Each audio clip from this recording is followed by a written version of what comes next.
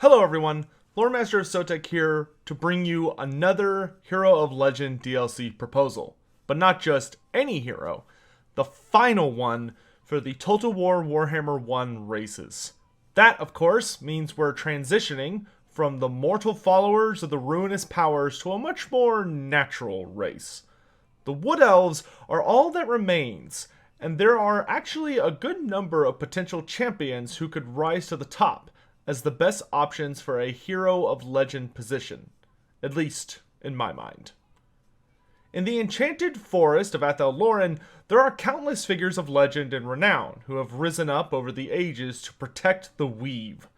Some are noble elves who fight against endless foes and impossible odds, while others are spirits of the forest who strike down any that might threaten the sanctity of their home. It is genuinely difficult to narrow this list down to only two potential candidates, but I have found both a single elf and a single forest spirit who represent the twin sides of Athelloren. One, the terrifying embodiment of the forest's wrath and hatred, a dark and twisted creature that seeks nothing more than to drown all its foes in an ocean of blood. The other, an embodiment of selfless sacrifice that strikes out to aid the other races of order, turning the tide against the forces of destruction. A beacon of light that inspires the Azrai to keep fighting no matter the odds. The first of these potentials is probably the most obvious, the wicked spirit known as Drycha, the Briar Maven of Woe. Although I've already done a lore video, which you can watch by clicking the little icon in the top right, I'll summarize her story just so everyone's on the same page. Drycha is an incredibly ancient and cruel branch wraith who has dwelt in Athelloren even before the first elves were brought beneath the bows during the Great Catastrophe. While she has never been a particularly kind creature, Drycha had at least been willing to tolerate the elves when Durthu struck the bargain to bind them to the forest all those millennia ago. Yet, while most of the forest spirits welcomed the Azrai when they finally arrived, the Briar Maven of Woe never trusted those of blooded life. She would spy on the children of Ulthuan for countless hours, always watching for betrayal and signs of them poisoning the forest. For centuries, though, the only thing she could pin on the elves was them attracting the wrath of the dwarves from the Grey Mountains, causing the deaths of many dryads and even the marring of the ancient tree lord Durthu. These lost spirits caused a great amount of resentment to bud in her heart, but the greatest betrayal was yet to come. It would be the arrogance of Ariel, the great queen in the woods herself, that would bring true damnation upon Athelloren. The Mage Queen had discovered and drawn the attention of a horrific monstrosity named Sinether the Corruptor, a being anathema to all things natural and good. Because of her pride, the creature not only survived the attempt upon its life, but followed the tendrils of Ariel's power back to Athelloren itself. All of the forest, including Drycha herself, suffered immensely when this abomination gathered up an immense legion of beastmen and launched its invasion against the forest realm. Known to his own kind as Morgur, the Master of Skulls, even the Briar Maven of Woe and her handmaidens were woefully unprepared to handle this evil. Even the demons of chaos that had assaulted the forest during the Great Catastrophe paled in comparison to the sinister corruption of Morgur. After decades of violence, Drycha found herself forced on the front lines against the beastmen, as the Master of Skulls sought to destroy the sacred tree known as Idiavok. This tree was far more important to the Briar Maven of Woe than any other glade, as this ancient oak was the very one that Drycha held her court around and had tended to for thousands of years. If ever the elves were to prove their valor and strength in defending Athelloren, this would be the moment for Drycha.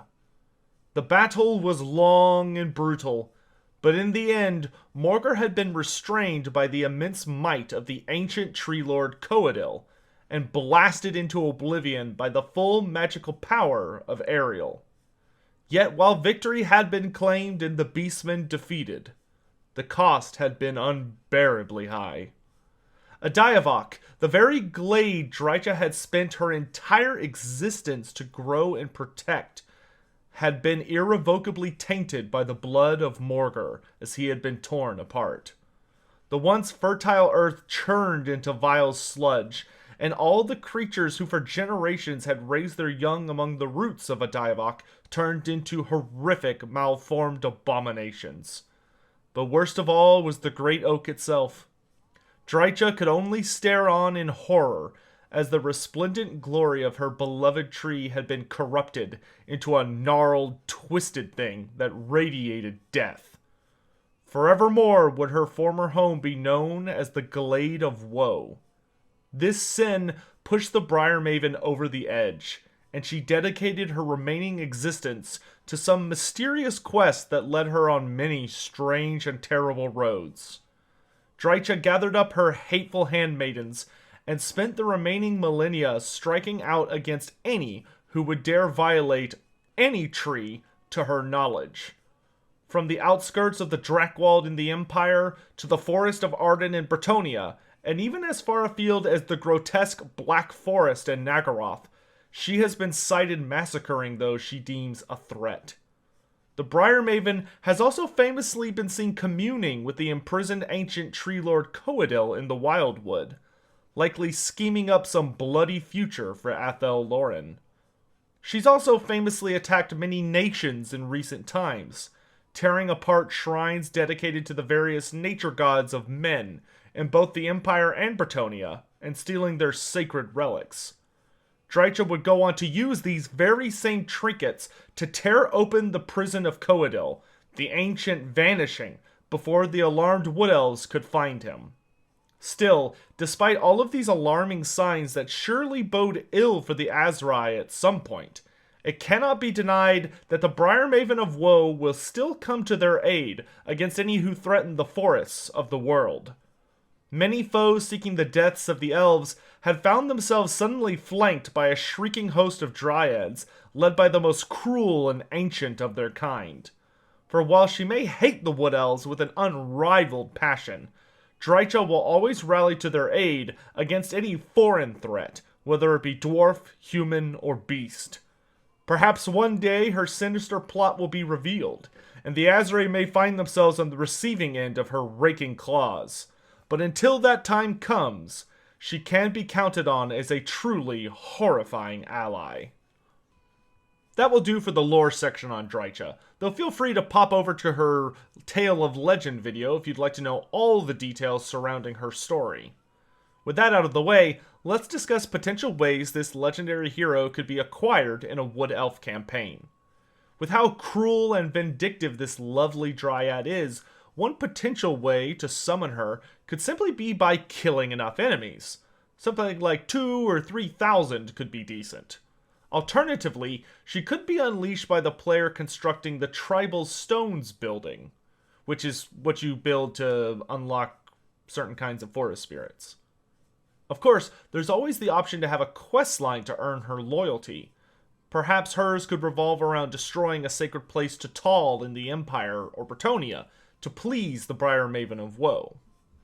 Now then, let's discuss how Drycha could function in battle, as she's actually a very spooky character in my opinion when translated into Total War.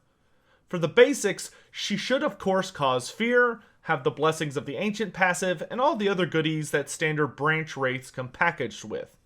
When it comes to magic, I would recommend keeping Drycha like her tabletop counterpart in that she only uses the lore of Shadow, as she long ago abandoned the gifts of healing and life-giving due to her eternal rage. What grants her the rank of Briar Maven of Woe, however, are the following buffs compared to normal branch wraiths. First off, she should have a notably higher health pool, as she's quite a bit more tenacious than others of her kind.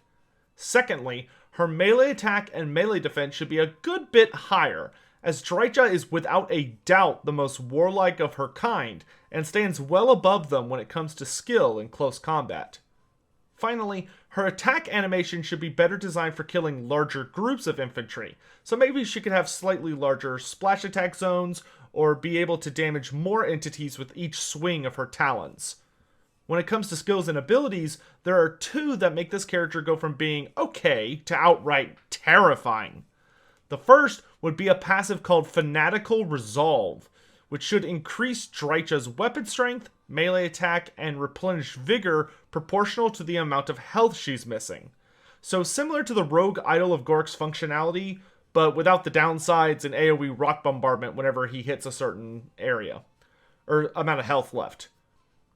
As this would be a paid DLC hero, it would be nice to see Drycha's health pool gradient be more of a smooth gradient, instead of just a flat buff every 25% of health she's missing.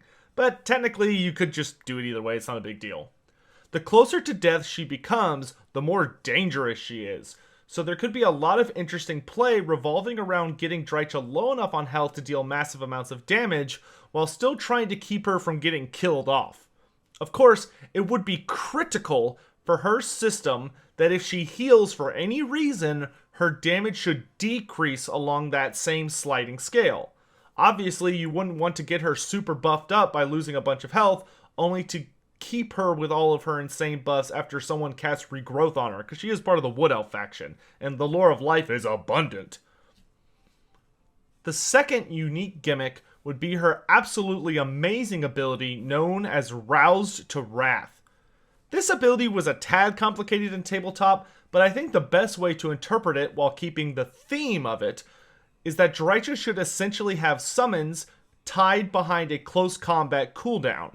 So at the start of the battle, Roused to Wrath could start with a 60-second cooldown that can only be reduced so long as the Briar Maven of Woe is in close combat. When she gets it active, it would be a summon that allows her to bring up a unit of Dryads.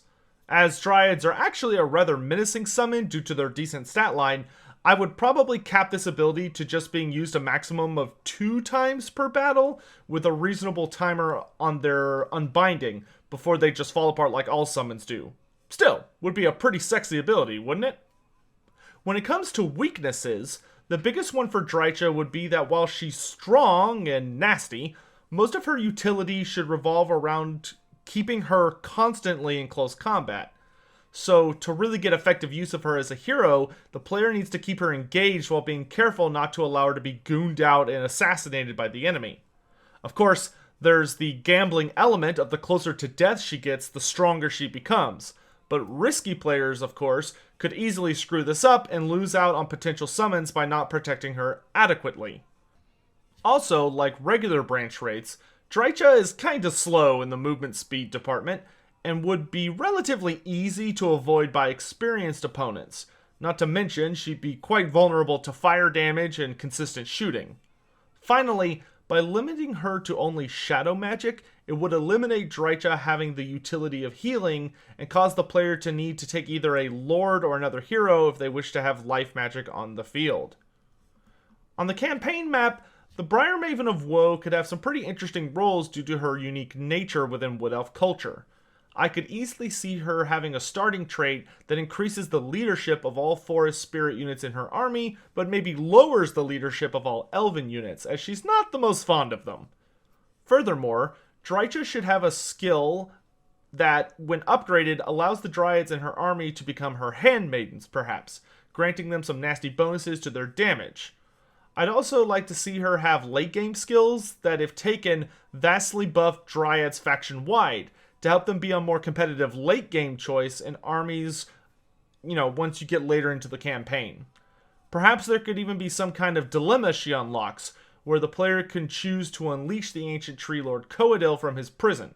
If freed, the Forest Spirits faction-wide could gain massive buffs, but public order could go down and elf units could become more expensive to recruit or something, as this act spites the Azrae.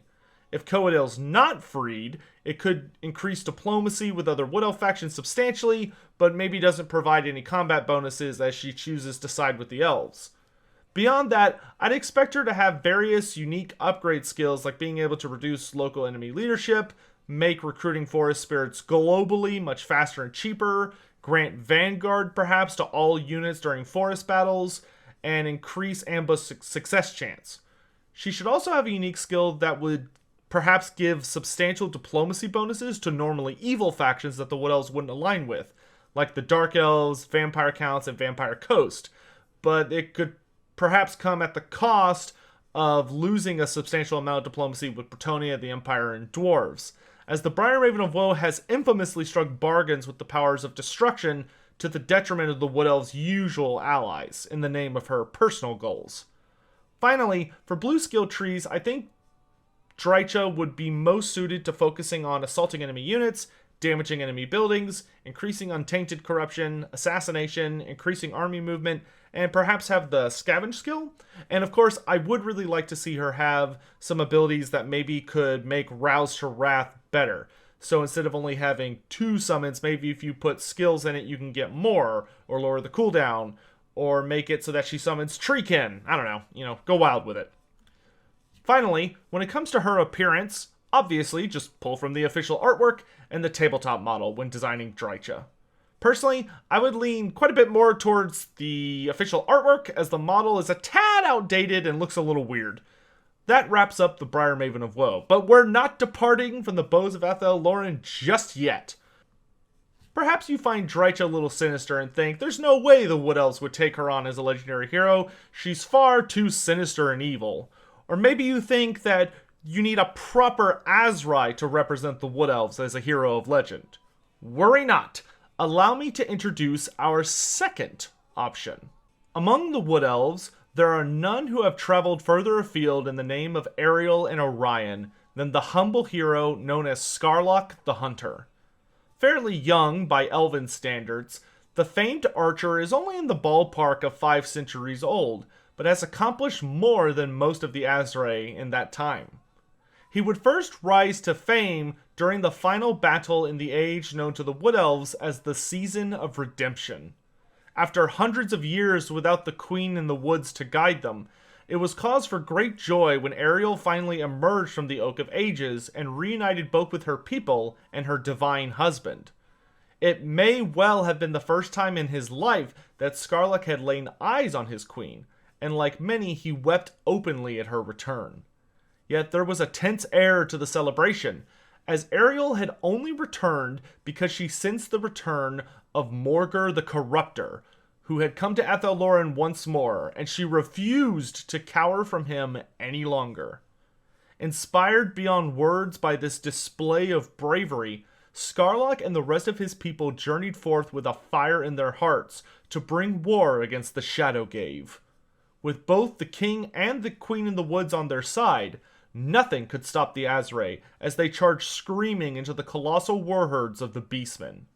Scarloc himself letting his bow sing true and strike down beast after beast. The battle raged on for most of the day, until finally the Brayherds could take no more punishment from the combined force of Athel Loren and began to rout. Despite his legions collapsing around him, Morgur, in his madness, was either unwilling or unable to flee despite being terribly wounded and pin-cushioned with arrows. Even then, Sinethair refused to yield and brayed in defiance of Ariel and Orion both. It was then that Scarloc drew back his bow and with a single slow breath took aim at the monstrosity staggering around. After a few heartbeats, he released his hold, and all around the battlefield the Azrai heard his bowstring sing as it launched his final arrow. Scarloc's shot sliced through the air and sailed true, the arrow striking Morgur through the eye socket and punching out from the back of his skull. The Corruptor was dead. This achievement would go down in legend among the Wood Elves, as even to the modern day, no mundane elf besides Scarloc ever managed to slay Sinethair. For his accomplishment, he was lauded with praise, and even earned the warm respect of both Ariel and Orion. The hunter would go on to be considered one of Athel Loren's greatest heroes, often striking out with a small band of scouts and waywatchers to accomplish many dangerous tasks. However, his next famous feat would be almost 200 years after his killing blow against Morgur, when Scarloc would be tasked by the Council to travel the realms of men and learn how the outside world had changed over the last few centuries. So, he gathered up his kin band and struck out on a 3-decade journey across the old world, the Azrae acting as skilled sellswords while they studied the lands of men to discover their varied strengths and weaknesses. During this time, Scarloc's scouts would impress the various humans they worked for, often accomplishing tasks considered impossible or turning up just in time to save surrounded allies from destruction. Many a Beastman, Skaven, and Greenskin found themselves filled with arrows at their moment of triumph. Because of these missions, Scarloc not only has an intimate knowledge of the old world and its human nations, but made many friends along his journey. Even centuries later, there are Bretonnian lords and empire generals that were raised on tales of a brave wandering elf that saved their ancestors, and will not turn down an ally in need. This fostered many positive relations between those kingdoms and Athel Loren, which would prove fruitful in the ages to come. The most famous mission of Scarloc, however, is the most dangerous he ever embarked upon. During the earliest stages of the worldwide conflict known as the Great War Against Chaos, the 12th Everchosen, Azavar Kul, had been crowned in the Chaos Wastes, and evil throughout the world was on the rise. The Witch King of Nagaroth, Malekith the Betrayer, sensed this time of opportunity, and used it to launch a massive invasion against his distant kin in Ulthuan. It was a bitter and ruthless campaign, one that Queen Ariel was especially keen to remain uninvolved in. Yet for all of their professed neutrality, the Azrae could not ignore when Malekith set his sights on killing Alariel, the Everqueen of Avalorn. For Avalorn still had a close bond with the forest of Athel Loren. Malekith had the sacred groves of that land burned, and nearly succeeded with his scheme, only for the monarch of the High Elves to just barely escape alongside another elf named Tyrion. To finish the job, the Witch King unleashed a terrible monstrosity, the greater demon of Slaanesh named Nakari. Ariel could not stand by and allow such a horrific act to succeed, and so sent Scarloc and his kin band through the world routes to harass and distract the demon. For weeks, the Azrae fought a cunning battle against Nakari, careful to only focus on slaying the monster's vanguard of demonettes and fiends, so as to slow their attempts at hunting. Yet for all of Scarloc's cleverness and masterful ambush tactics, he couldn't delay the mightiest keeper of secrets enough, as the greater demon was a peerless hunter. Finally, Scarloc realized he had no choice as the abomination neared the location of Tyrion and Alariel. So the hunter and his kin band revealed themselves to Slaanesh's champion, and stung him with a volley of piercing arrows. The idea had been desperate but simple. While Nakari was certainly a deadly foe, there were none more gifted than the Azrae at moving swiftly through ancient forests, and such a colossal brute would be hard-pressed to keep up. Scarloc reasoned that they could distract the monster for just a little while, and then flee back to safety. But he had grossly underestimated his foe. At last coming face to face with those responsible for slaying all his scouts, Nakari tore after the Wood Elves to avenge its wounded pride, as a blur of blades and snapping claws. Scarloc barely had time to react, throwing himself back and running with all the speed he could muster, while hearing the screams of his kin from all around. One after another, the scouts were torn apart by immense swords, or blasted into shrieking ash by horrific sorcery. It took all of Scarloc's will to keep a level head, despite the terror and death caused by Nakari, taking every opportunity he could to launch an arrow in hopes of distracting the Keeper of Secrets from its nearest piece of prey. The running battle was a frenzied chase, until finally Scarloc sighted what he had been looking for all along. A marching column of Dark Elves. The Azrae hurled themselves from the tree line and vaulted over the surprised Drycha, not sparing so much as a glance behind. When the enraged Nakari came bursting from the forest moments later, the Dark Elves panicked and fired a staggering volley of barbed bolts at the greater demon.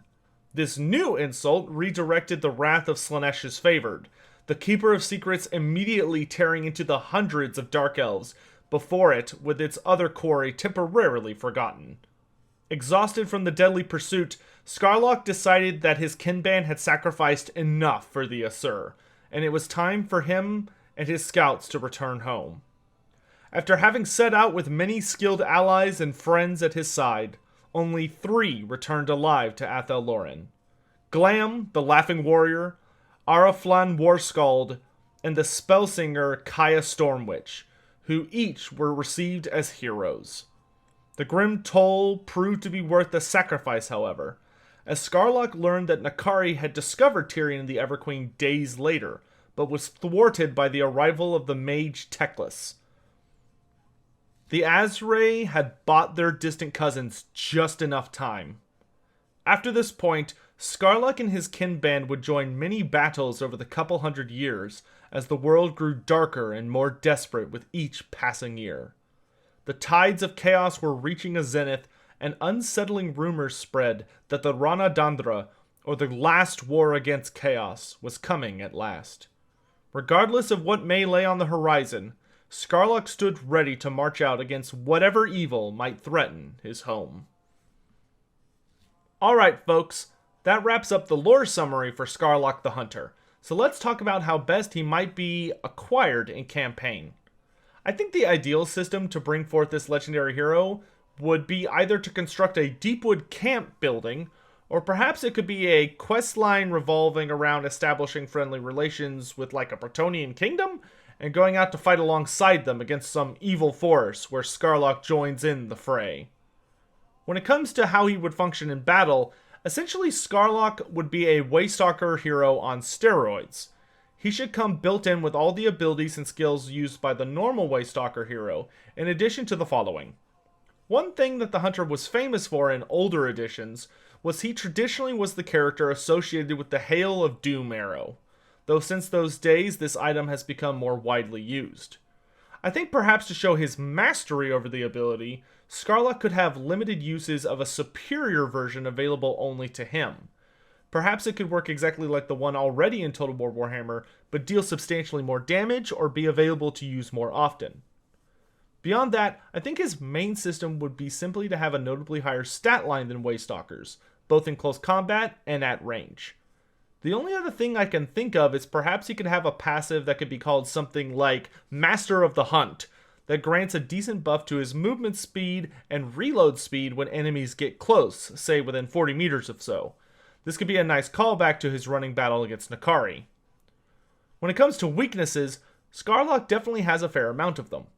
Being a Waystalker type hero means that he'd have very little armor, and if set upon by a decent combatant or focused by range fire, could find himself in serious trouble real dang quick.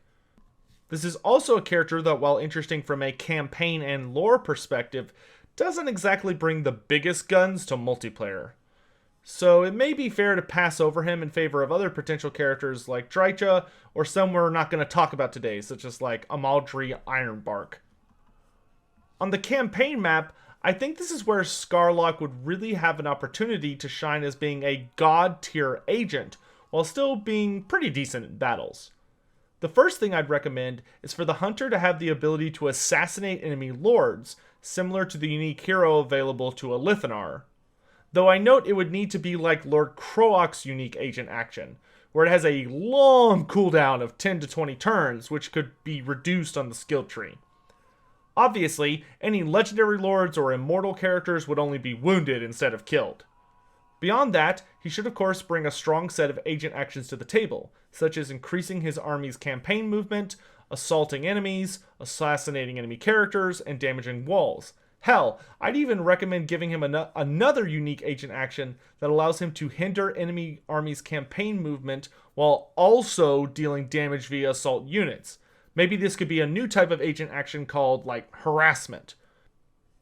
In addition, I think it'd be fitting for once Scarloc is recruited, he unlocks randomly generated missions that, if completed, not only grant rewards like items, followers, or money, but could also increase Wood Elf diplomacy with the associated faction.